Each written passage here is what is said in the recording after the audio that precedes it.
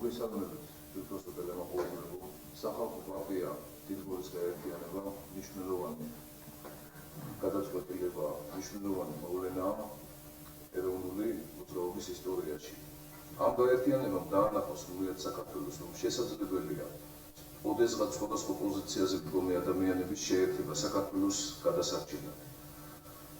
და ჩვენ ეროვნული მოძრაობის ფესვიდან წამოსულმა ორმა შტომ გადავწყვიტეთ გაერთიანება, რათა არ დავივიწყოთ წარსული, ვიბრძოლოთ აწყოში და ვიხავთ მომავლით. მე მახსოვს 9 აპრილის შემდგომი საქართველო.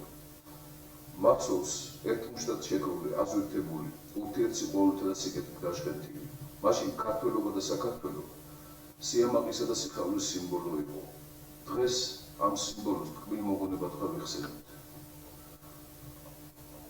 ხელისუფლების უპრინციპობა დავაკარგინა ტერიტორიები, ხელისუფლების სიხარბე, შეჭამა, ანაბრები და კრედიტები მოსახლეობისა, ხელისუფლების უმოქმედობა, დააგროვა უამრავი გაუცემელი, ხელფასი და პენსია, ხოლო ხელისუფლების აბსოლუტურმა გულგრილობამ გააკეთა ის, რომ გაჩერებული და გავერანებულია წარმოება და წესებულებები.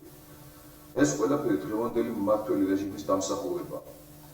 ბლოკმა სახალხო პარტია დიდგორი აირჩია გზა ეროვნული გაერთიანებისა, ეროვნული შედეგებისა და ეროვნული ძალების ხელისუფლებაში მოსვლისა.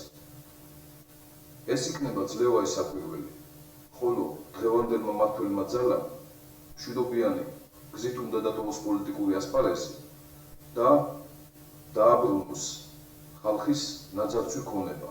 მე მოგიწოდეთ ხმამისცემთ ბლოკ სახალხო პარტია დიდგორი და გისურვებთ 500 ცხოვრებას. მადლობთ.